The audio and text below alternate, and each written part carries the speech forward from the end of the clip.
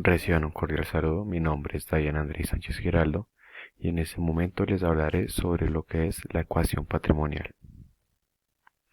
En un primer momento entendemos que la ecuación patrimonial es todo aquel equilibrio o igualdad que posee una entidad sobre sus activos, es decir, los bienes y recursos que ésta posee, y sobre los pasivos y patrimonios o aquellas deudas que la empresa comparece ante otras entidades.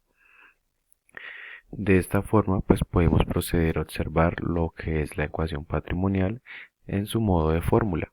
Esta fórmula está compuesta por tres elementos básicos. El primero de ellos es el activo, el cual pues representa los bienes y derechos de la empresa.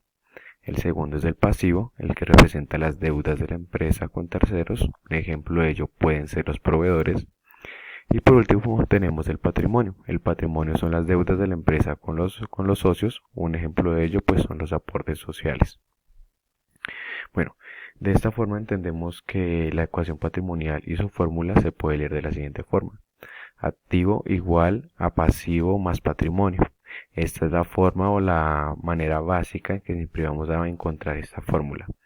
Pero hay algunas excepciones y podemos encontrar otras dos fórmulas, que ya las vamos a ver a continuación. Listo. Entonces acá podemos observar que tenemos tres variaciones de la fórmula de la ecuación patrimonial. La primera es la que vimos anteriormente, que es activo igual a pasivo más patrimonio. Pero también existe una segunda fórmula que es en el caso de que necesitemos encontrar un pasivo. Para encontrar un pasivo, la fórmula es la siguiente. Encontramos pasivo igual a activo menos patrimonio y tenemos la tercera fórmula que es para encontrar el mismo patrimonio. El patrimonio se puede encontrar de la siguiente forma, que es patrimonio igual a activo menos pasivo. Entonces así de manera general tenemos las tres fórmulas que podemos trabajar en la ecuación patrimonial. Para mirar la aplicación de estas fórmulas podemos realizarlo mediante un ejemplo que aparece a continuación. Listo, acá podemos encontrar el ejemplo. Y en este ejemplo, a primera vista tenemos que nos dan los activos y los pasivos. Los activos están conformados por lo que son los bancos, con un total de 10 millones de pesos, la cuenta de equipo de oficina con 6 millones de pesos, la cuenta de clientes con 8 millones de pesos y la cuenta de terrenos con 12 millones de pesos, para un total de 36 millones de pesos en los activos. Ahora si bien podemos pasar a observar lo que son los pasivos, la cual está conformada por las cuentas de bancos nacionales, referente a préstamos y proveedores nacionales. Vemos que en bancos hay 5 millones de pesos y en proveedores 2 millones de pesos para un total de 7 millones de pesos. Como sabemos, nos están dando solamente los activos y los pasivos, por ende debemos encontrar el patrimonio. Para eso nos podemos devolver y observar acá la tercera fórmula, que es la del patrimonio.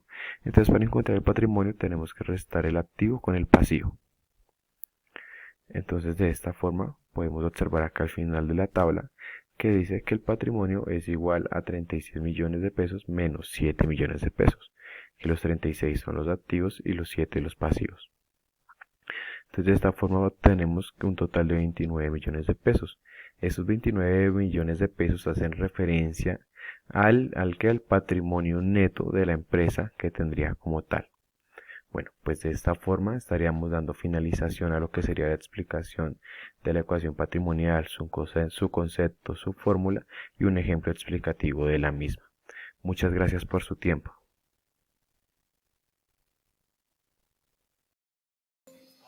Hola, mi nombre es Michael y les voy a explicar el tema activo, pasivo y patrimonio. Los activos son los bienes y derechos de cobro que posee una empresa en sus actividades diarias. Un ejemplo, un activo son los productos que vende la empresa. Y los activos se clasifican en activos corrientes y activos no corrientes.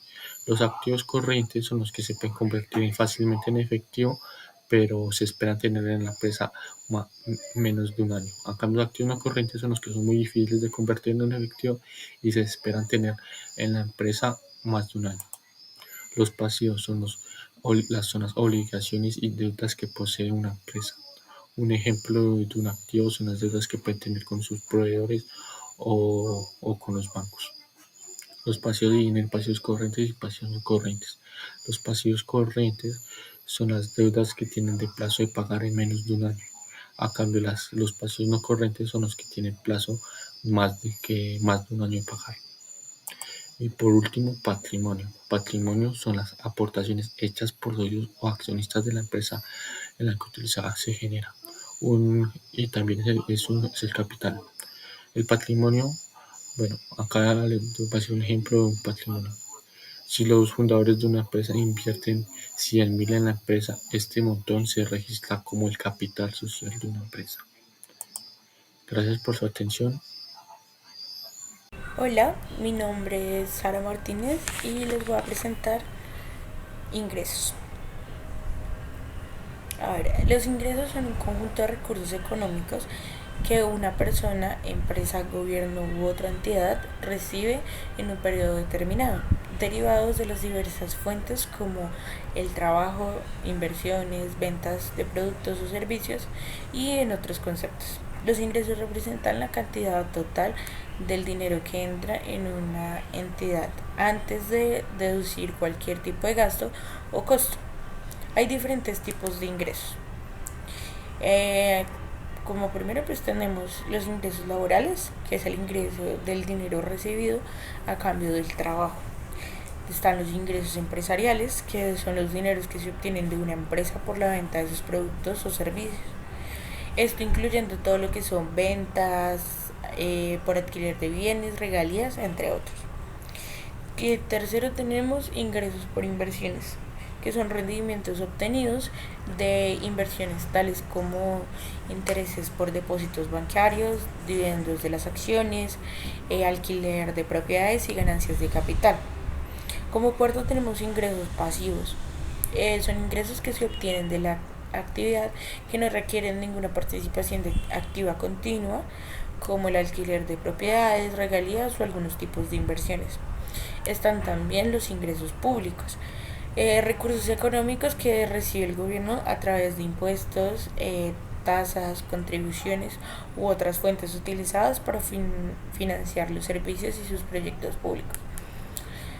Bueno, en conclusión, podemos decir que los ingresos son fundamentales para la sostenibilidad económica, permitiendo cubrir necesidades y financiar los proyectos para fomentar el ahorro y la inversión. Aquí tenemos alguna clasificación de los tipos de ingreso. Entonces, pues tenemos ingresos activos, ingresos pasivos y ingresos de capital. Los ingresos activos son aquellos que se obtienen a cambio de un esfuerzo directo y continuo, los cuales son salarios y sueldos, remuneraciones recibidas por trabajo realizado, los honorarios profesionales por pago de servicios profesionales o consultorías y las comisiones que se da en todo esto de los pagos y recibidos por ventas u otras actividades de tipo comercial.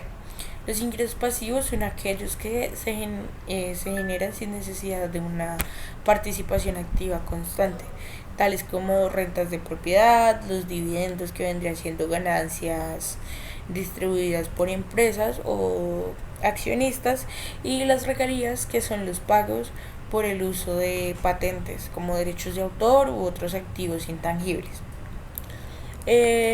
Están los ingresos de capital, que son los derivados de las ventas o apreciación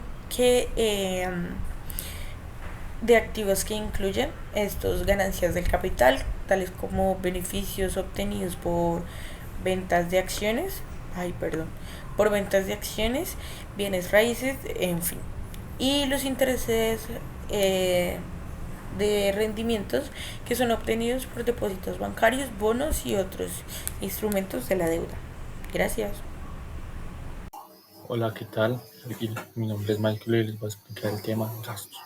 Los gastos en la contabilidad se refieren a los desembolsos de dinero que una empresa realiza para llevar a cabo sus operaciones comerciales. Estos gastos pueden incluir salarios de empleados, alquiler, oficinas, suministros, publicidad, entre otros. Un ejemplo de ello puede ser los servicios públicos como electricidad, agua, entre otros. También puede ser el mantenimiento de reparación de equipos e instalación. Gracias por su atención y eso fue todo.